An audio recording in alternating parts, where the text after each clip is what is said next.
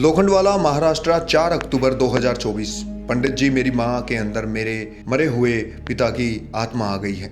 4 अक्टूबर 2024 की शाम मुंबई के लोखंडवाला का एक मंदिर, एक घबराया हुआ लड़का अंदर भागता है। कांपती आवाज में, पसीने से भीगा चेहरा, मंदिर में सन्नाटा छा जाता है। पंडित जी उसे शांत करने की कोशिश करते हैं, लेकिन वह जिद पर अड़ जाता है। जल्दी चलिए, जल्दी चलिए, जल्दी चलिए, वरना मेरी माँ मर जाएगी। बस 4 मिनट का रास्ता था, लेकिन उन 4 मिनटों में एक परिवार हमेशा के लिए टूट चुका था। एक परिवार जो खुशहाल था, वो हमेशा के लिए इस दुनिया से बिखर चुका था। एक सपनों वाली माँ सुनीता सिंह लाठर हरियाणा से मुंबई आई, एक महत्वाकांक्षी महिला थी। Modelling, social circle, high profile पार्टियां, लेकिन उसकी असली दुनिया थी उसका बेटा लक्ष्य जो कभी माँ की उंगली पकड़कर चलता था, लेकिन बड़े शहर की चकाचौंध में वो बदलने लगा। नई दोस्तियां, नई आदतें और माँ बेटे के बीच बढ़ती दूरियां। अब लक्ष्य की जिंदगी में आई आयशा प्रिया। धीरे धीरे उसने लक्ष्य के मन में शक बोना शुरू कर दिया। तुम्हारी माँ कुछ छुपा रही है, घर में अजीब सा माहौल है,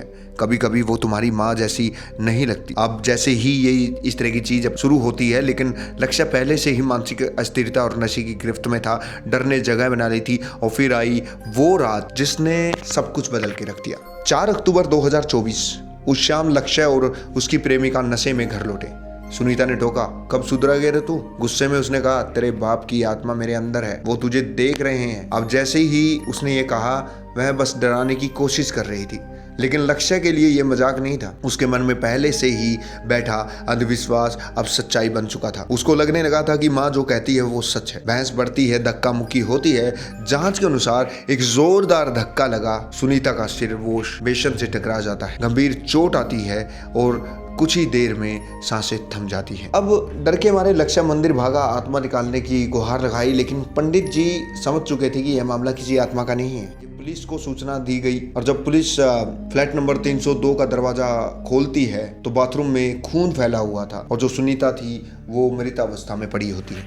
अस्पताल पहुंचते पहुंचते बहुत देर हो चुकी थी, उसकी जो सांसें थी वो रुक चुकी थी। अब इन्वेस्टिगेशन का फेज आता है। अब मैं बताऊं तो पोस्टमार्टम रिपोर्ट, सिर पर गहरी चोट, सीसीटीवी, पड़ोसियों के बयान। पड़ोसियों ने बताया कि माँ बेटे में अक्सर झगड़े होते, दोनों नशा करते थे, और लक्ष्य की प्रेमिका अक्सर काला जादू और आत्माएं की बातें करती थी। पूछताछ में लक्ष्य ने पहले कहा कि मैंने माँ को बचाने के लिए बंद किया था, लेकिन सबूत कुछ और कह रहे थे। सबूत ऐसा क्या बोल रहे थे? आखिरकार उसने स्वीकार किया कि धक्का गुस्से और डर में दिया था। कोई आत्मा नहीं थी, कोई ऐसी चीज नहीं थी, सिर्फ भ्रम और नशे में लिया गया एक गलत फैसला था। और इसी गलत फैसले ने एक हंसते हुए प्यारे परिवार को तोड़ के रख दिया। एक और सच जांच में यह भी सामने आया कि जिस मरे हुए पिता की आत्मा की बात की जा रही थी, वह वास्तव में जीवित थे। वो कभी मरे ही नहीं थे, लेकिन लक्ष्य को इस बात का नहीं पता था। ये बात लक्ष्य से छुपाई गई थी। एक अधूरी सच्चाई, एक अधूरा विश्वास और अंधविश्वास का जहर कैसे किसी जिंदगी को बर्बाद कर सकता है,